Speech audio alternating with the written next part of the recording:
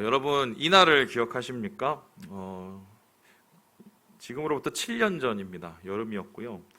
제가 이날 호은삼일교회 담임 목사로 위임을 받았습니다.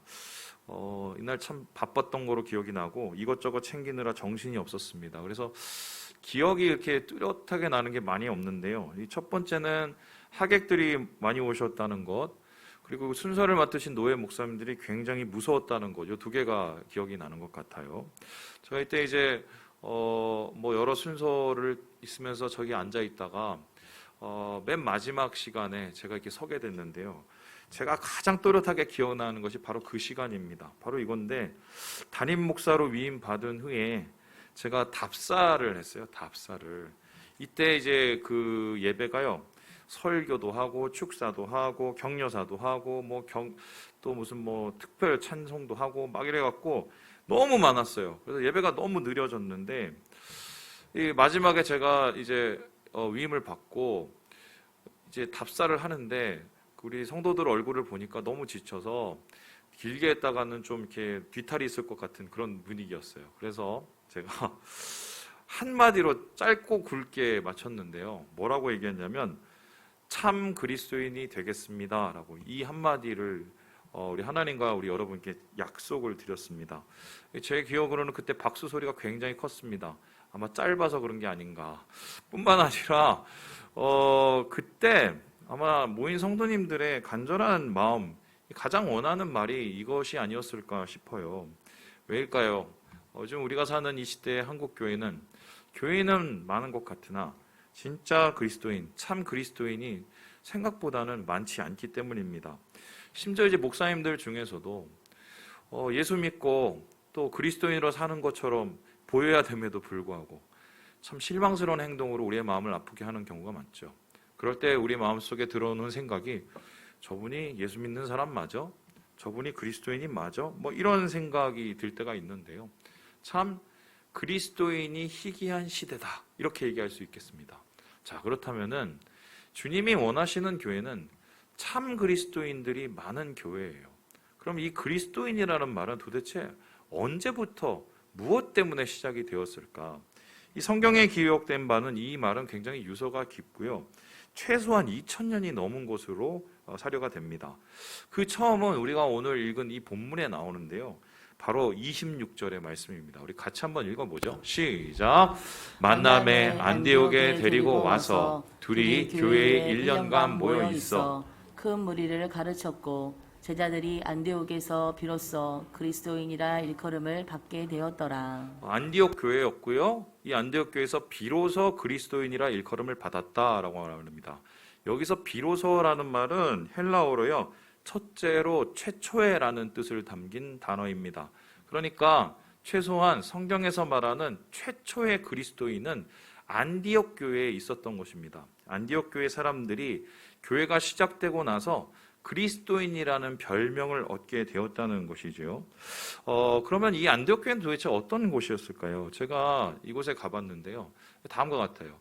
이 성경에는 안디옥이 두 군데가 있는데, 위에 안디옥, 아래 안디옥. 그런데 여기서 말하는 안디옥은 시리아 아래쪽에 있는 안디옥인데요.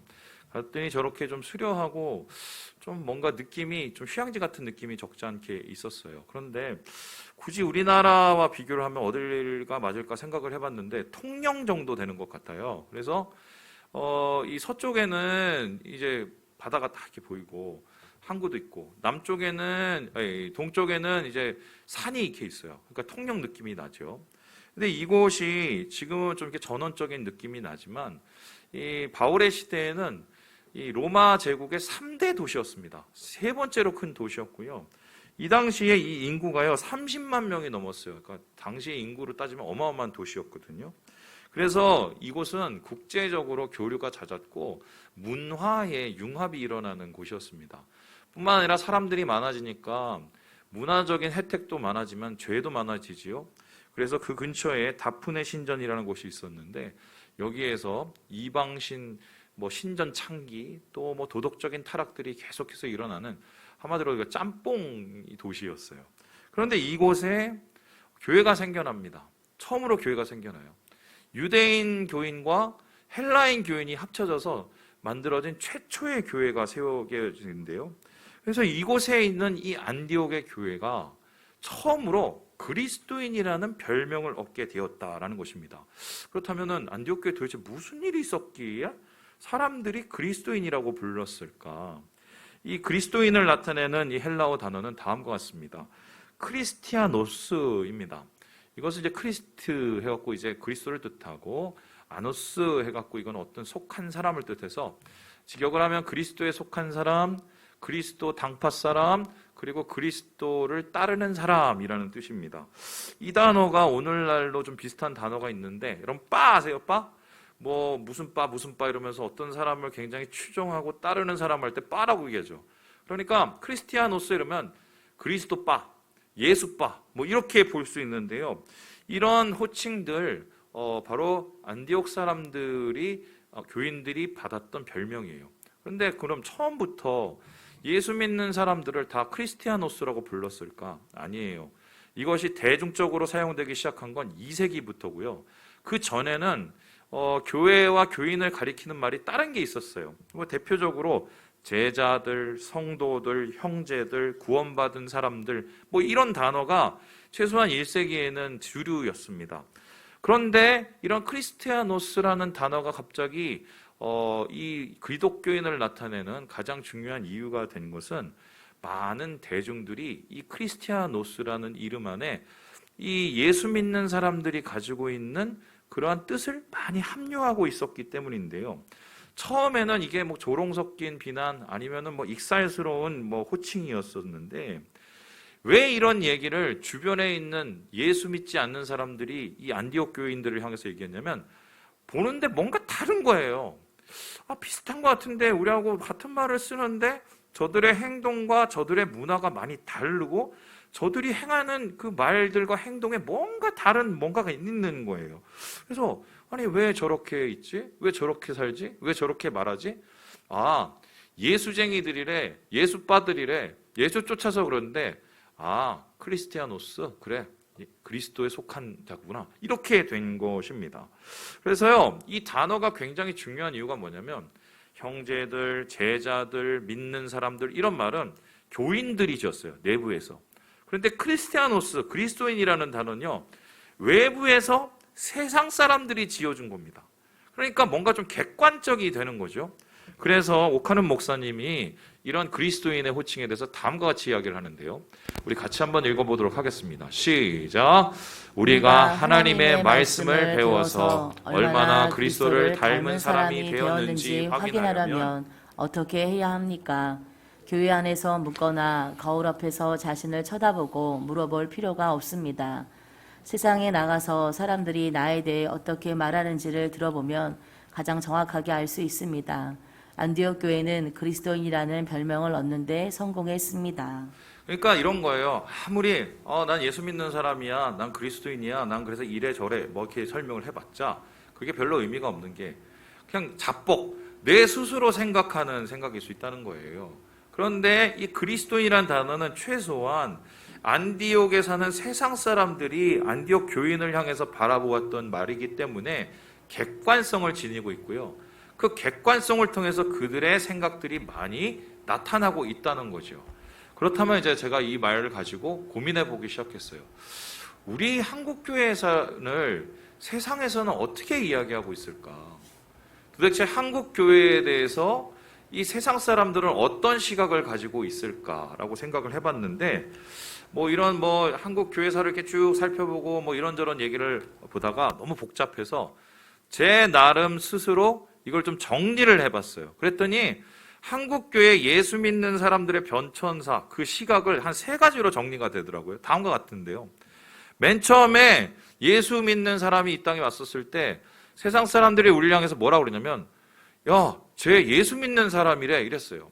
왜냐하면은 1900년도 초기에서 1910년까지 인구가 1300만 정도 됐거든요. 그 중에서 예수 믿는 사람이 10만이 채 되지 않았습니다. 그러니까 예수 믿는 사람이 소수인데 좀 굉장히 이상한 거예요. 행동도 이상하게 하고 말도 이상하게 하고 그리고 무슨 전도한다고 하고 그리고 갑자기 안 하던 행동들을 하고, 야, 쟤 왜 저래?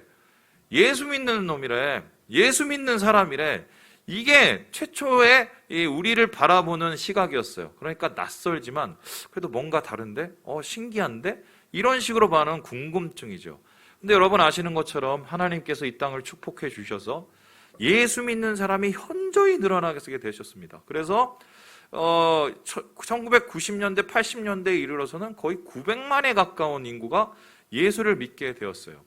그리고는 예수 믿는 사람이라는 이 시각이 좀 변하기 시작하는데, 예수 믿는 사람이 왜 그래? 이렇게 변하기 시작했어요. 이제 뭐 교회도 한번 나가보고 와서 전도도 하니까 예수 믿으면 어떻게 되는지 대충 다 아시는 거죠. 그래서 자기가 들었던 게 있는데 당장 옆집에 사는 예수 믿는 사람을 보면 자기가 생각하고 있는 거하고는 좀 다른 거예요. 그럼 뭐예요? 야, 쟤 예수 믿는다며.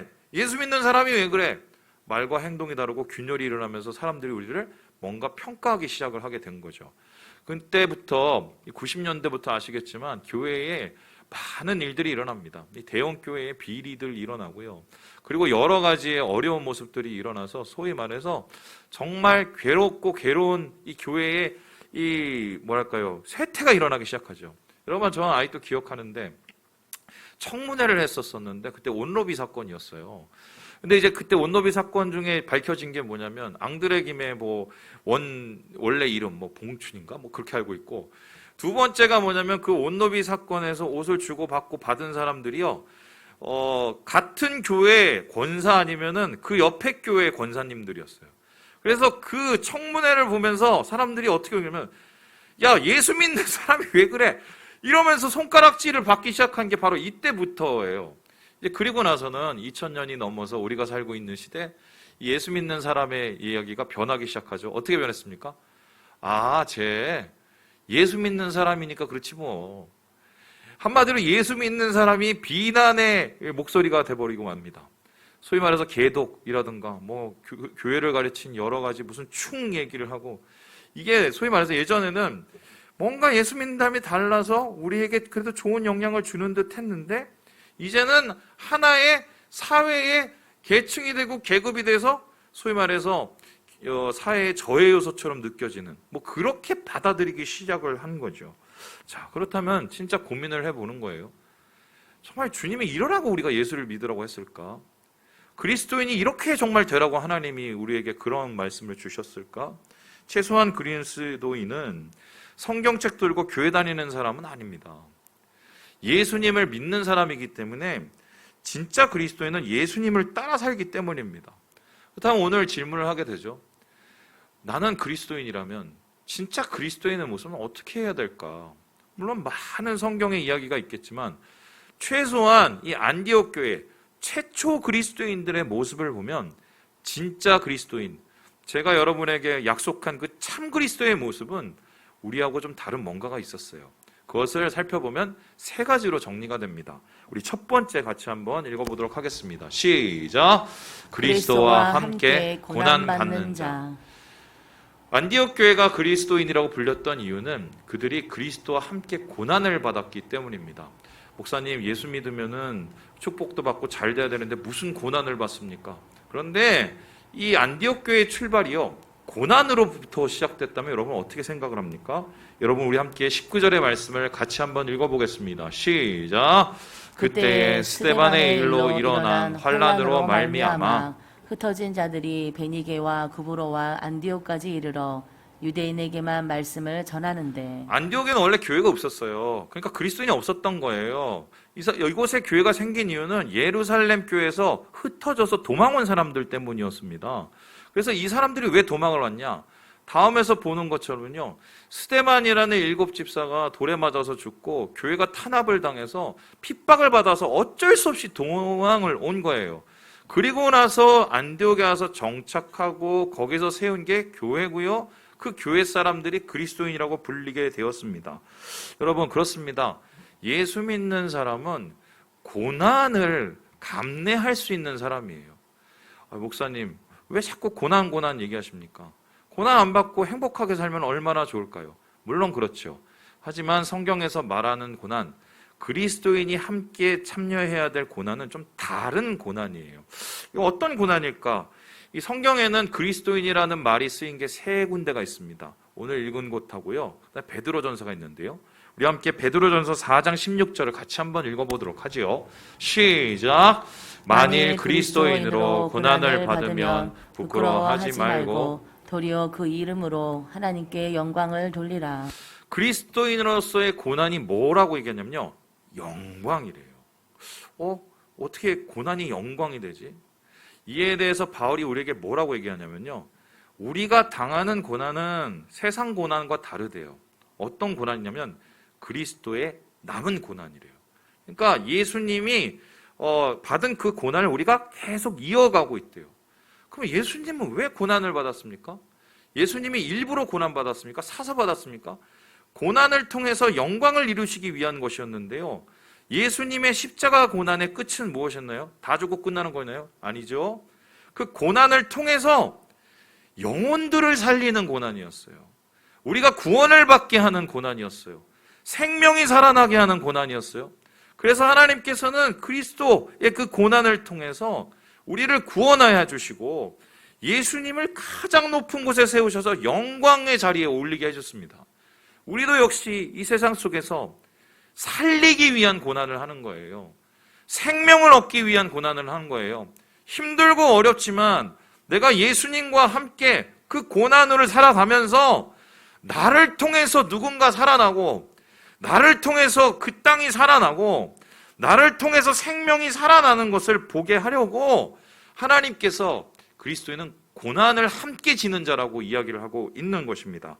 그래서 이에 대해서 이동원 목사님이 이렇게 이야기를 합니다. 같이 한번 읽어보죠. 시작. 당신은 교회를 사랑하기를 원하십니까? 교회를 위해서 고난을 받아보십시오. 교회에 정이 안 든다고 이따금씩 불평하는 사람들이 있습니다. 교회를 위해서 고난당한 경험이 없기 때문에 그렇습니다. 교회소에 뛰어들어 주님의 일을 나누는 고난에 동참해 보십시오. 놀라운 사실은 이 고난을 통해서 교회를 사랑하게 된다는 것입니다.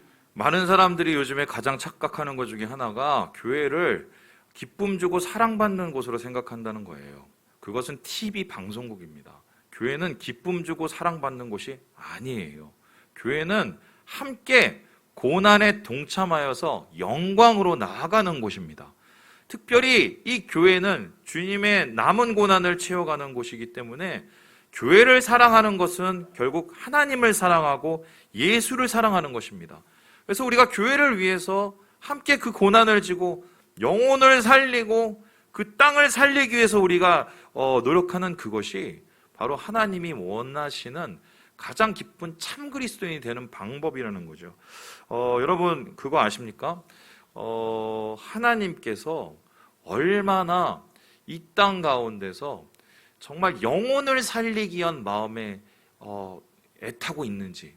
제가 특별한 경험이 있는데요. 예전에 이게 선교사님 한 분을 만나서 이렇게 식사를 하고 있었어요. 그래서 이렇게 중국에서 나오셔서 이렇게 일종의 대접을 해드렸죠. 그런데 갑자기 밥을 먹다가 선교사님이 저한테 박 목사님 혹시 지금 시간이 되시냐고 그러는 거예요. 그래서 예? 왜요? 그랬더니 저랑 같이 좀 어디 좀 가면 안 되냐고. 한참 밥 먹고 있는데. 그래서 밥 먹던 숟가락 내려놓고 그분하고 차를 타고 그냥 무작정 갔어요. 난 모르니까. 그런데 그분이 갑자기 강화도 쪽으로 가야 된다고. 무슨 그 밤에 한참 밤이에요. 무슨 강화도를 가요. 강화도를 막 갔어요. 그랬더니 여기서 이렇게 가시고 저렇게 가시고 좌회전 우회전 막 가는데 나중에 막 껌껌한 거로 하는데 이분이 도대체 날 납치하려고 그러나 막 이런 생각이 들었어요. 근데 한 바닷가에 갔는데요. 여기 잠깐 세우시라고 그러면서 문을 열고 막 뛰어가는 거예요. 그래서 좀 뭐 하는가 봤더니 바다에 사람이 빠져 있더라고요. 그래서 그분을 이렇게 연락하고 막 이래갖고 이렇게 겨우 건져냈는데 나중에 왔더니 이분이 한마디로 극단적인 선택을 하려고 그랬던 거예요. 제가 그래서 깜짝 놀랐어요. 야, 진짜 이런 일이 일어나네. 그래서 그분한테 신기해갖고 어떻게 이렇게 하셨냐고 그랬더니 밥 먹는데 하나님께서 갑자기 사람 죽는다고 가라고 하셔서 이렇게 왔다는 거예요. 제가 그 얘기를 듣고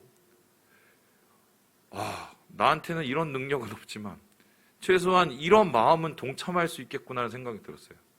하나님이 한 영혼을 그렇게 안타까워하시면서 영혼을 살리는데 그렇게 애타하는 것을 제가 그때 정말 직접 체험해 본 거죠. 하나님께서 그 고난을 통해서 살리는 영광을 누리게 하시기 원해요. 그 살리는 자들을 통해서 하나님의 사람으로 세우기를 원하시는 거고요. 그 사람이 바로 그리스도인이라고 말씀을 통해서 이야기하고 있습니다.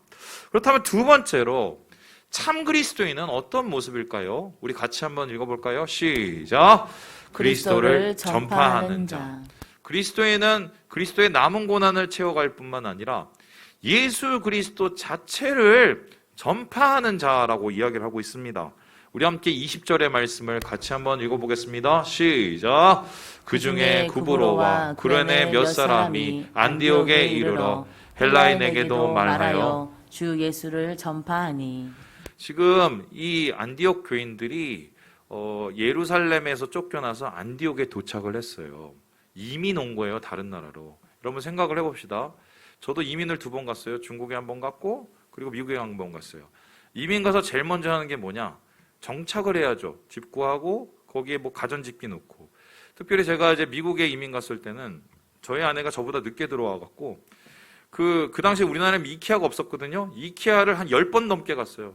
뭐 차 다 재고 막 그거 가서 또 움직이고 막 조이고 만들고 정착을 먼저 하는 게 맞아요. 그런데 신기하게 안디옥 교인들은 안디옥으로 이민 오자마자 제일 먼저 한 게 정착을 만들고 자기 처소를 만드는 게 아니라 뭘 했다고 합니까? 예수를 전파했다고 했어요. 도대체 이해할 수 없는 이런 일들이 어떻게 괴상하게 일어났을까? 왜냐하면은 이들 마음속에는 영혼을 향한 뜨거운 마음이 있었기 때문입니다.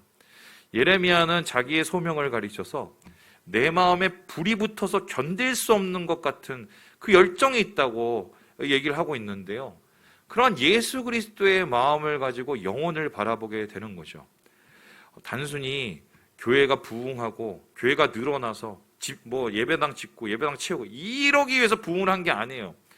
이 영혼이 살아나야 되니까 안타까워서 붙잡고 그 영혼을 위해서 전도하고 주를 전하게 되는 것인데요.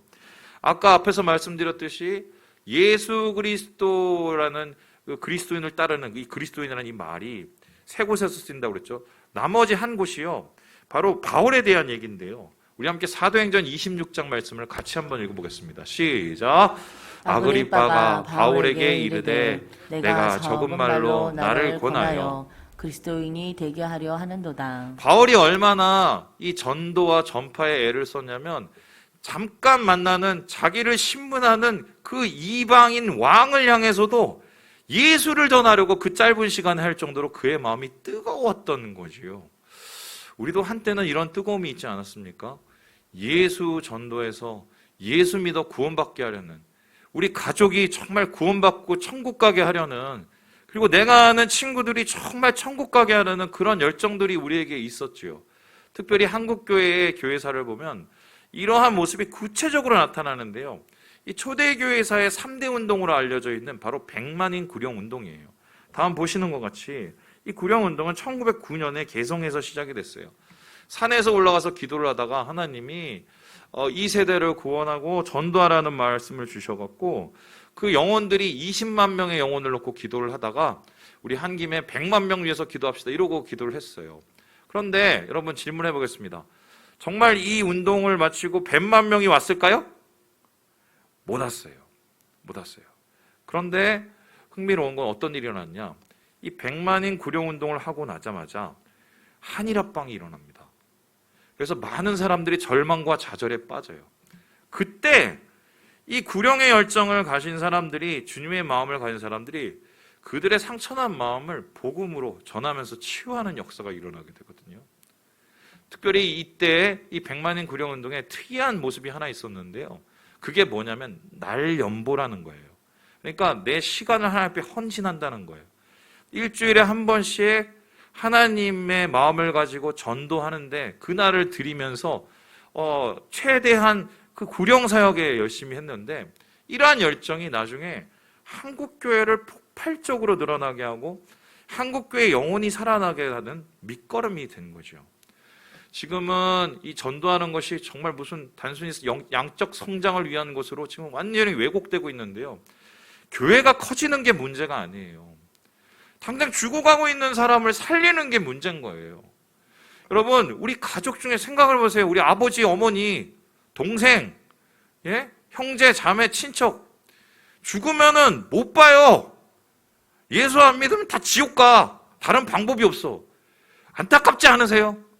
여러분, 그런 마음이 이 그리스도인에겐 있는 것이라고 오늘 안디옥 교회를 통해서 우리에게 이야기하고 있는 것이죠. 마지막으로 이 참 그리스도인의 모습은 안디옥 교회에 어떻게 나타났을까요? 우리 같이 한번 읽어보도록 하겠습니다. 시작. 그리스도의 사랑을 나누는 자. 예수 그리스도의 남은 고난을 채우며 영광을 다짐합니다. 영혼 살리고 전파하는 데 최선을 다합니다. 그리고 마지막으로 이들에게 나타난 것은 그리스도의 사랑을 흘려보냈어요. 나눴어요. 우리 함께 29절 30절 말씀을 읽어봅시다. 시작. 제자들이 각각 그 힘대로 유대에 사는 형제들에게 부조를 보내기로 작정하고 이를 실행하여 바나바와 사울의 손으로 장로들에게 보내니라. 여러분, 신생교회가 얼마나 힘이 있겠어요? 있어 봤자지요. 그런데 아가보라는 선지가 와서 이제 기도를 하다가 예언을 해요. 야, 대교기는 온다. 대교기는 온다. 사람들이 많이 힘들어질 것이다. 그러면서 실제적으로 로마에 42년부터 47년까지 정말 많이 굶어 죽는 사람이 나타나게 됩니다. 그 당시로는 변방이었던 유대의 예루살렘은 어쩌면 영향력에 있어서 더 많이 굶어 죽을 수밖에 없는 상황이었어요. 그래서 이 안디옥에 있는 교인들이 고민을 하기 시작했어요. 우리도 힘든데 이 사람들 더 힘들지 않을까? 그럼 우리가 어떻게 할까? 우리 연보를 하자. 구제 헌금을 걷어갖고요. 주위에 있는 사람들을 도울 뿐만 아니라 생전 보지도 못한 예루살렘 교회 교인들을 돕기 위해서 헌금을 합니다. 이게 정말 말도 안 되는 일이죠. 그래서 왜 이런 일이 일어났냐면은 주님이 주신 것을 그냥 사용하여 흘려보내는 거예요. 나는 하나님 안에서 통로가 될 뿐 주님이 역사하시는 것은 하나님의 능력이라는 것을 믿었기 때문인데요. 그래서 이에 대해서 그랜트 오스본 교수가 이렇게 이야기를 합니다. 우리 같이 한번 읽어보죠. 시작. 그들은 베푸는 성도라는 확고한 평판이 있었다. 회중의 지역적인 필요를 돕기 위해 돈을 기부하였고 예루살렘 모 교회에 부조를 보냈다. 이 교회를 세운 자들을 돕고자 하는 관대함과 하나님이 그것을 통해 하실 일을 고대하는 적극적인 비전을 지닌 안디옥 교회는 다음 10년 동안 그리스도를 위해 중요한 세력이 된다. 실제로요, 예루살렘 교회는 역사로 점점 저물고요. 안디옥 교회가 초대교회 중심으로 변합니다. 왜 이런 일이 일어났냐? 그들이 하나님에서 진짜 통로가 되었기 때문이에요. 여러분, 그거 경험해 보셨는지 모르겠어요. 하나님이 주신 것을 깨끗하게 흘려보내기 시작하면 하나님이 더 주세요. 저는 그거 진짜 많이 체험했거든요. 그런데 뭔가 생각을 하고 고민을 하고 뭔가 가감을 하기 시작할 때는 그때부터는 좀 뭔가 시험이 와요. 그런데 지금 이 안디옥 교회 교인들은 하나님의 행하실 것에 걸림돌이 되지 않고 주님이 마음껏 사역하실 수 있도록 나를 통해서 주의 사랑과 긍휼이 흘러갈 수 있도록 그들의 마음을 연 겁니다. 그들의 마음을 열었을 때 하나님께서 귀히 쓰시는 가장 능력의 역사가 이 교회를 통해서 나타나게 되는 것이지요. 왜 오늘 여러분에게 이 말씀을 전할까요? 사실 이 말씀을 예전에 제가 이 바나바에 대한 이야기를 하면서 말씀을 전한 적이 있어요. 근데 오늘 제가 여러분과 함께 특별히 그리스도인에 대한 이야기를 하는 것은 바로 이번 주에 있을 일 때문입니다. 어떤 일이 있습니까? 여러분들이 가족을 만나고 혹은 어떤 이유로 또 여러분들이 많은 분들을 만날 추석 연휴가 다가옵니다. 어떤 분에게 추석 연휴는 행복한 시간일 수도 있지만 어떤 분에게 추석 연휴는 불편한 시간일 수도 있어요. 저희 집도요, 예전에 추석에 모이면 정말 자주 싸웠습니다. 요즘에는 덜 싸워요. 안 싸우는데. 그 이유를 지금 잘 생각해보면 그랬어요. 이번에 오랜만에 만나는데 내가 가지고 있는 마음속의 원한을 다 풀어버리라. 이번에 내가 불만을 다 풀어버리라. 또 청년들의 경우에는 저는 그때 그랬어요. 맨날 만나면 너 왜 결혼 안 하니부터 시작해서 왜 돈 제대로 안 버니, 그게 싫어. 어떻게든 난 도망가 버리라. 뭐 이런 것들이 이제 맞아지고 떨어져서 소위 말해서 불편한 명절이 되지요. 근데 한번 생각을 해보면 우리가 좋은 마음을 고치기 시작하면 이러한 명절이나 함께 모이는 시간만큼 주님 안에서 이 사랑이 흘려보내지고 주님의 살아계시는 복음이 흘려보낼 수 있는 가장 좋은 기회가 있을까 싶어요. 저는. 왜입니까? 진짜 그리스도인이라는 것을 증명할 수 있는 시간이 아니겠어요? 내가 예수와 함께 남은 고난을 채워갑니다. 가족을 섬기고 가족을 사랑하고 참 마음속에 불편하던 나도 정말 섬김을 받고 싶은데 그래도 살리기 위해서 감당을 합니다. 그리고 내 마음속에 할 말은 많으나 할 만한 안 합니다. 왜요? 하나님의 안에서의 예수 그리스도를 전파할 수 있는 기회를 만들기 위해서인데요. 누군가는 이렇게 하지만 많은 교인들은 그렇게 하지 못합니다. 우리 안에 진짜 그리스도인의 이름이 사라지고 있기 때문이 아닐까. 제가 저번에도 말씀드렸지만 여러분 청년들 아마 좀 괴로워하시는 분들이 있어요. 너무 힘들다, 괴롭다, 어렵다. 야, 뭐 되는 게 하나도 없고. 그런데 제가 꼰대 같은 소리를 한번 하자면 중국에 있을 때 중국에 있는 청년들이 청해성 청년들이 여러분을 얼마나 부러워하는 줄 아세요? 마음껏 기도하고 마음껏 예배하고 또 마음껏 예수 전하고 이 진짜 거짓말 아니에요. 눈물 흘리면서 얘기를 해요. 저한테 눈물 흘리면서 아직도 기억을 해요. 진짜 그리스도인이었어요. 진짜 그리스도인. 우리에게 받은 이 시간 하나님 안에서 참 그리스도인의 모습을 가지고 전하고 살리고 또한 사랑을 나누는 우리 모든 삼일가족 되시길 주님의 이름으로 축원합니다.